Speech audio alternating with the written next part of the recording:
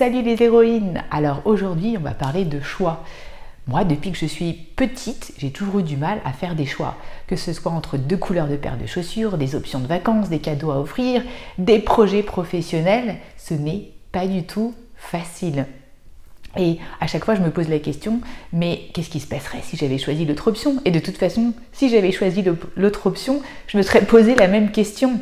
Bref, parfois ça peut hanter. Et c'est le cas des personnes multipotentielles qui ont plein de centres d'intérêt et qui en général sont assez bons dans plein de domaines. Et c'est encore plus vrai pour eux lorsqu'il s'agit de choisir un métier. C'est déjà pas facile de choisir un métier, mais quand on s'intéresse à tout, eh bien c'est encore plus compliqué.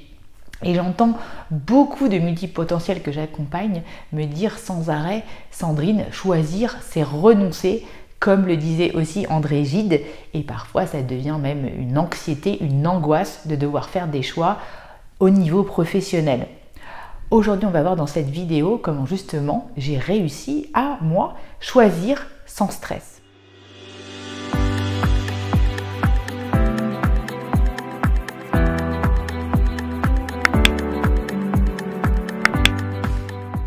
Je m'appelle Sandrine, je suis coach hypnothérapeute et mentor business et j'accompagne notamment les entrepreneurs atypiques, sensibles, multipotentiels à faire le tri dans leurs idées. Et si tu veux qu'on en parle, n'hésite pas à remplir le questionnaire sous les vidéos. Moi, j'aime parler aux gens avec qui potentiellement je vais travailler, donc je me ferai un plaisir d'avoir une discussion sur tous ces sujets avec toi. Dans les personnes que j'accompagne, je retrouve vraiment ce refus de choisir de 7 à 77 ans. En fait, ce problème de choix, c'est parce qu'on a un goût pour la nouveauté qui est soutenu en permanence par notre curiosité d'apprendre et de savoir.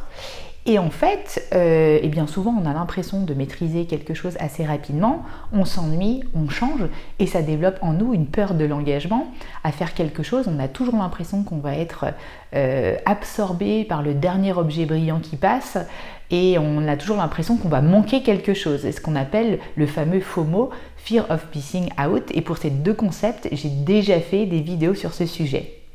Eh bien, c'est le cas souvent pour des jeunes filles de 17 ans qui ont besoin de choisir une orientation professionnelle, comme si on avait besoin d'en choisir qu'une, et qui vont voir une conseillère d'orientation qui leur fait penser presque si elles ne choisissent pas bien maintenant, eh bien c'est foutu.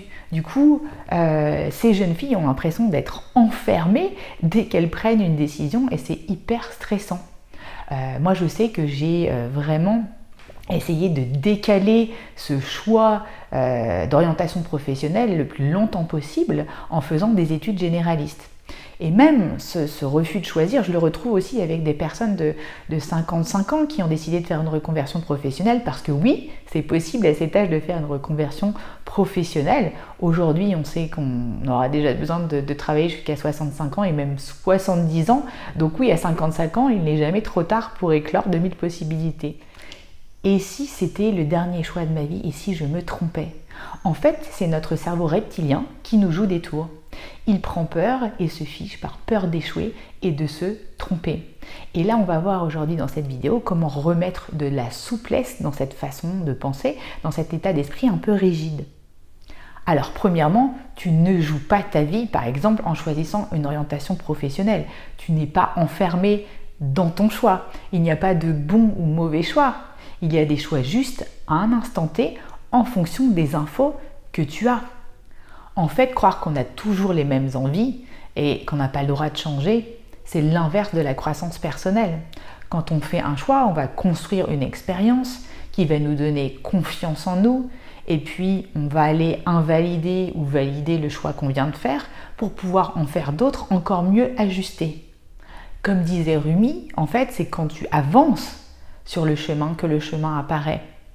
Comment veux-tu avoir au moins l'opportunité de te laisser surprendre si tu ne commences pas à te mettre en mouvement?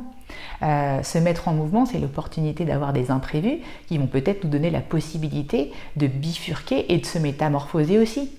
Donc en fait, choisir, c'est plutôt commencer à faire quelque chose et pouvoir valider notre choix et faire encore toute une série d'autres choix.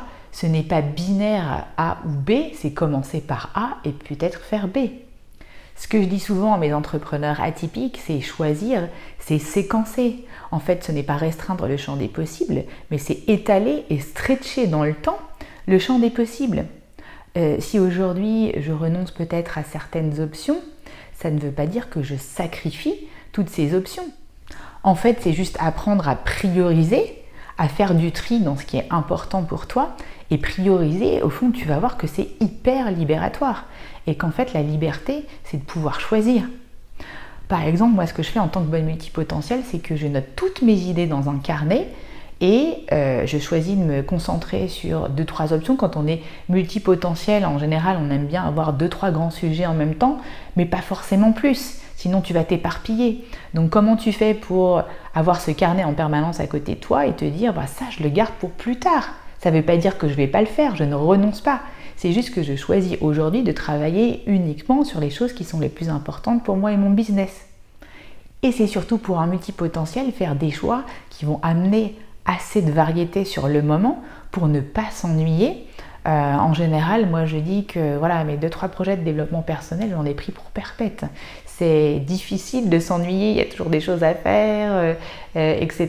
J'apprends toujours des nouvelles choses. Donc c'est ça pour le multipotentiel, c'est est-ce que ton choix à un instant T va te permettre d'apprendre assez pour ne pas avoir envie d'aller voir ailleurs. En plus, si tu connais ta grande mission dans la vie, tu peux voir tout ça avec une métaposition et regarder tout ce que tu fais comme un grand projet de vie.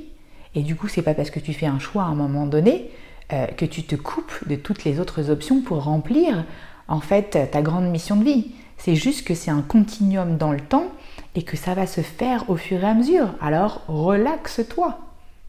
On a souvent aussi l'impression que quand on commence comme ça quelque chose de nouveau et qu'on fait un choix, en fait on part de rien. Mais non, c'est la même chose dans l'entrepreneuriat atypique. En fait, tu capitalises sur des bases que tu as déjà eues avant. Donc, en fait, en osant te lancer, tu continues à capitaliser sur tout ce que tu as fait avant. C'est pas se lancer dans le vide, en fait. Et tu vas me dire, mais aujourd'hui, qu'est-ce que je peux mettre à la place de cette croyance limitante? Choisir, c'est renoncer. Eh bien, je te propose d'aller vivre pendant les quelques jours et prochaines semaines avec cette croyance aidante que j'ai qui est choisir, c'est préférer. C'est aller vers quelque chose qui a notre préférence et là, tu vas devenir beaucoup plus responsable et actrice de tes choix. Qu'est-ce que ça va faire dans ta vie si tu commences à vivre avec cette croyance aidante? Comment ça va changer dans ta vie personnelle et professionnelle? Moi, je sais que ça a changé beaucoup de choses dans la vie de beaucoup de gens avec ce changement de point de vue. Voilà, j'espère que cette courte vidéo vous a aidé les héroïnes et je vous dis à bientôt. Bye bye.